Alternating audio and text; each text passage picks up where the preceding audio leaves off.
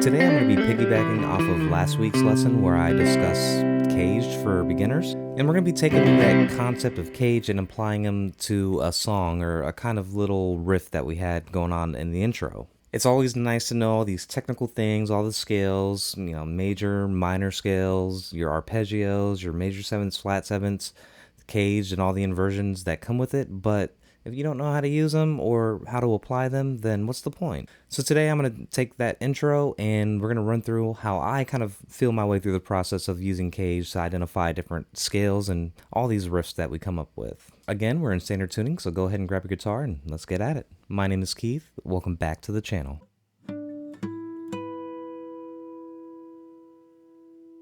Welcome back. So before we get started, if you have any questions on any of the gear that I'm using, I have links in the description below. They're Sweetwater affiliate links. So if you're already going to shop at Sweetwater, I would really appreciate it if you hit the link before you made that purchase. It throws a couple cents my way. And if you have any questions about the guitar, this is a Tees guitar. You can't find these on Sweetwater, but you can find them on Tees website. This is an SBH E series, which is an actually wonderful guitar. I need to tweak a little bit of the truss rod here, but outside of that, the thing plays fantastic. I was pleasantly surprised at the quality of this guitar given the price. You should definitely check it out. I'll be using this quite a bit. And lastly, if you want any of the tabs, charts, diagrams, or anything like that that show up on my videos, you can find them all for free on my Patreon. All you have to do is be a free member. And speaking of Patreon, if you're a paid member, I really do appreciate it and thank you so much for being a paid member. It helps keep the lights going and keeps me motivated, so thank you. So let's go ahead and get on with the lesson. Okay, so for this lesson, we're going to be in the key of C. This is our A-shaped C, and we're going to do it in 1-4-5. So the 1 would be the C, the 4 would be an F, and the 5 would be a G.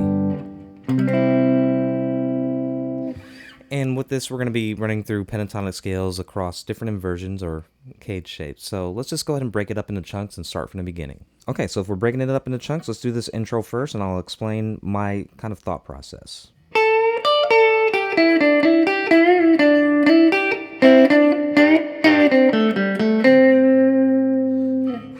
Now, all of this is basically based off of that C major scale, and we're using this form of the C. Now, let's figure out how we got there. So if we're using the CAGED system, here's our open C.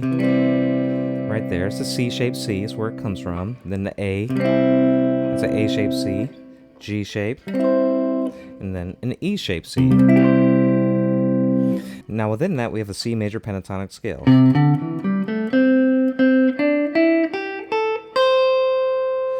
And that is where I get in this E shape. C is where I'm doing that little solo. And then I'm backing up to this G shape, which has that G shape pentatonic scale. Right? And so I'm going from here.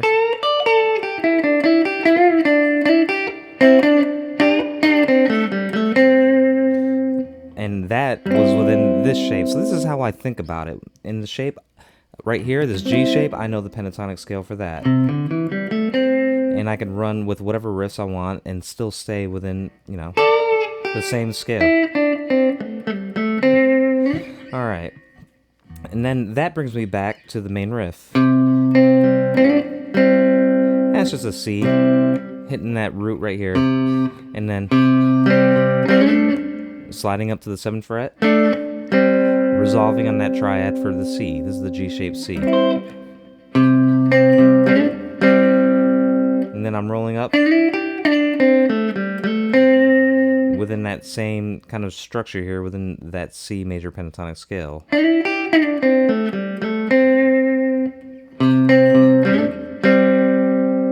Alright, one more time before we get to the 4 chord. So it's...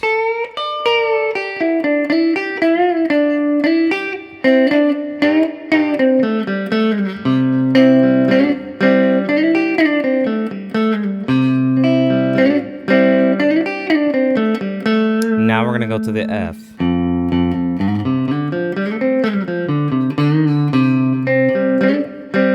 Now what did I do there with the F?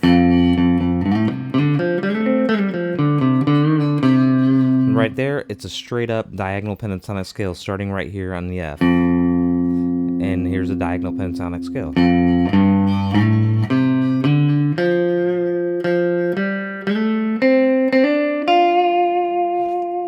And out of that,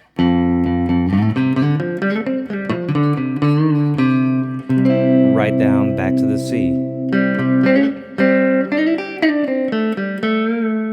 Now, here's the part when I get to the G, what do I want to do here? I have a couple options. Option A is I have this E-shaped G here, and I could run through that diagonal pentatonic for that E-shaped G coming out of the...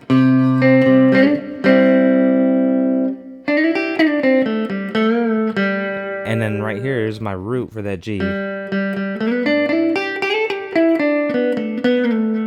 And then that is that diagonal pentatonic for that G. But it kind of stays within this area of the fretboard. It's not that adventurous. So what would I think about doing next? I'll find my other G. And in my last video, I explained this is a G chord right here. So let's kind of figure that out. We have a G here. We're going to figure out how we got the G here using CAGED. So let's start from the beginning. Open G, the E shape, the D shape, C shape, and then the A shape. Alright, so instead of playing the G down here, we're going to be doing it up here. And this is how I think about kind of doing different things, adding a different flavor. So this is a G here, that's our root, and then we could just take that same diagonal pentatonic that we used here and do it here.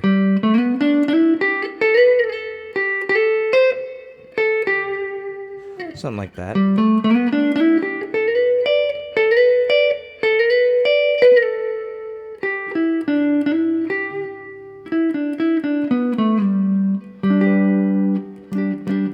And that's just the diagonal scale, pentatonic scale for that G, but up here.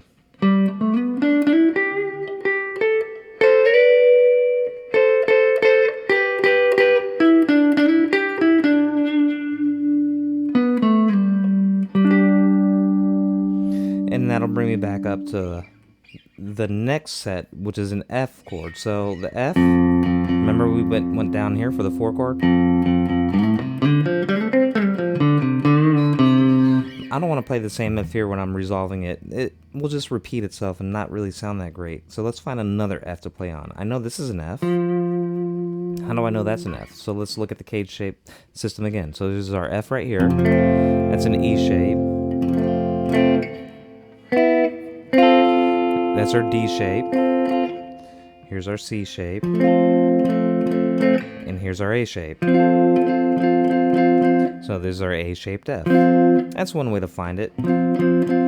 Or you could just go this way. C, D, E, F.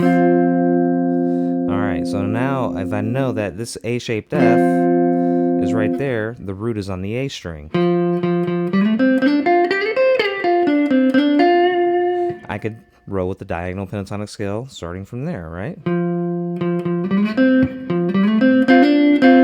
That's what I did in the intro.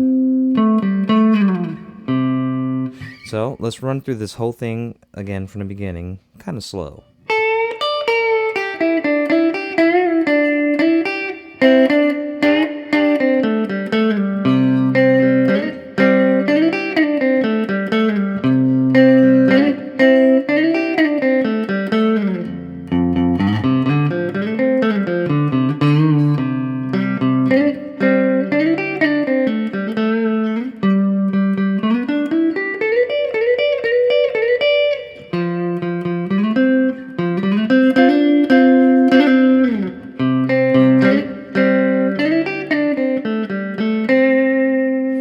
And that is how we ended up back at the beginning.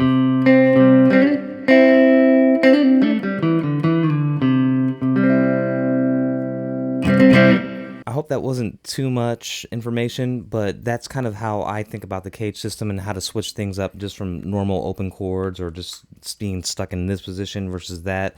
And that illustration of what I did here actually with that F, instead of playing the F up here both times,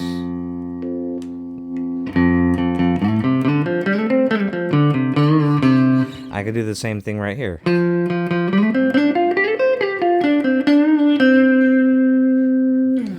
It kind of changes things up and gives it, you know, a little more dynamic feeling, if you will.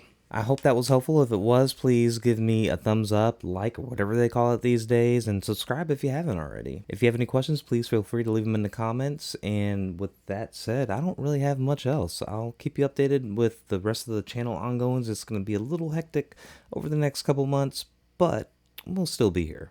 That said, I hope you have a good day, and I'll talk to you later. That was kind of weak.